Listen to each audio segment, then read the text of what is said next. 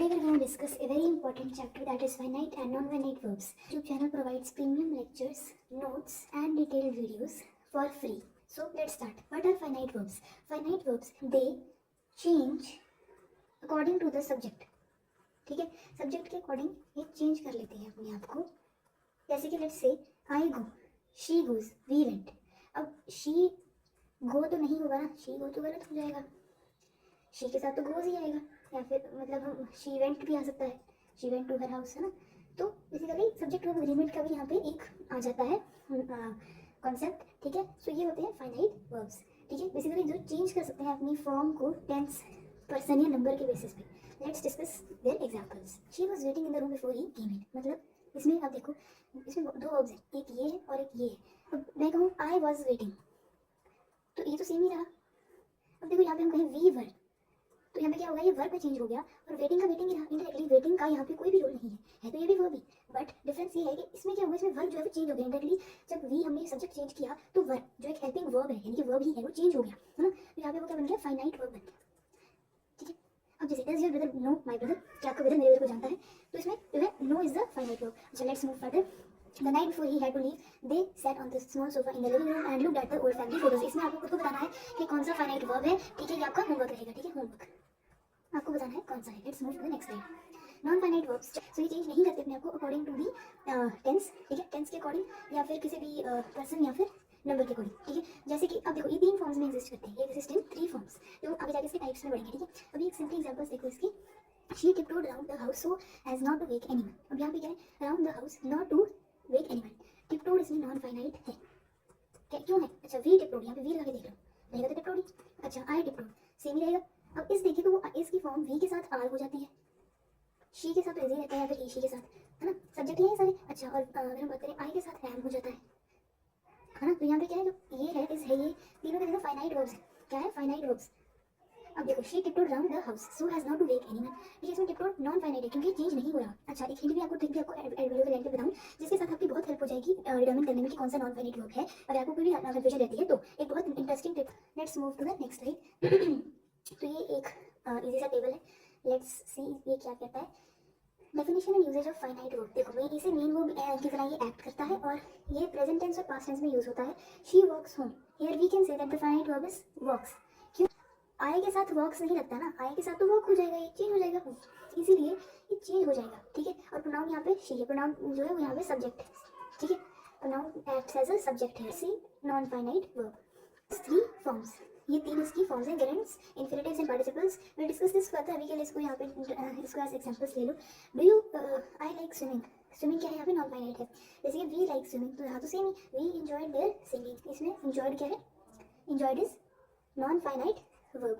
Okay, then I might not come. I might not come. इसमें ये come जो है ये नॉन फाइनाइट verb है. ठीक है, चलिए let's move next. Finite verbs are used to indicate grammatical tense. Not important. They are usually the main verb of a clause or sentence and can be changed according to the noun. वही कि ये जो finite verbs होते हैं ये change किए जा सकते हैं अकॉर्डिंग टू नाउन. वही बात हमने जो मैंने आपको सिखाई है. चलिए next, let's move next examples. ठीक है, this is a non finite verb. अच्छा, यहाँ पे फाइनाइट की बात करें तो she has finished her work. इसमें हैज क्या है, फाइनाइट वर्ब.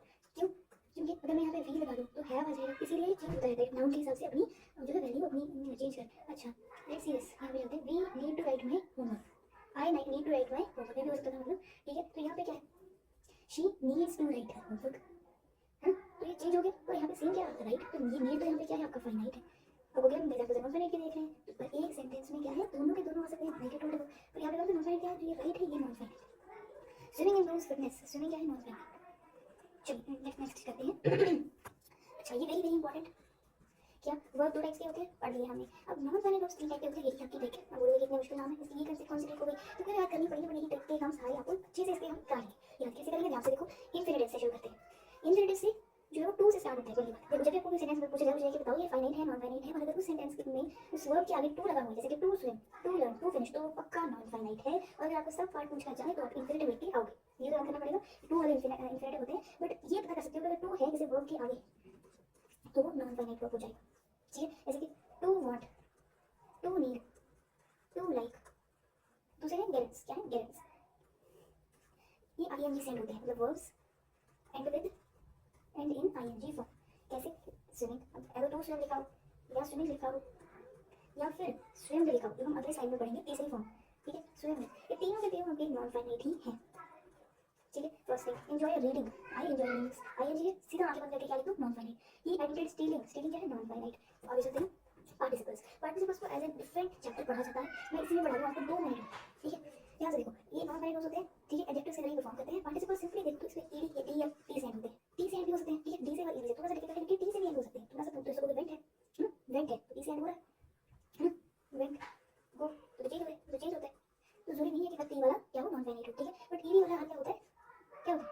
पार्टिसिपल। जैसे कि the broken was needs to be replaced, ED send हो रहा है, हो रहा है, हो रहा है। चलो फ्रेश ये वाला सेंटेंस आ गया, should come in the end, ठीक है। गेट कैसे कि आईएनजी सेंड हो रहा है। अच्छा, they are excited children than were playground, excited क्या है? ईडी सेंड हो रहा है, सो ये भी क्या है आपका? पार्टिसिपल। तो जो डी से एंड हो, ईडी से एंड हो या टी से एंड हो, टी वाला थोड़ा सा कंफ्यूजन हो सकता है। चलो लेट्स मूव फर्दर।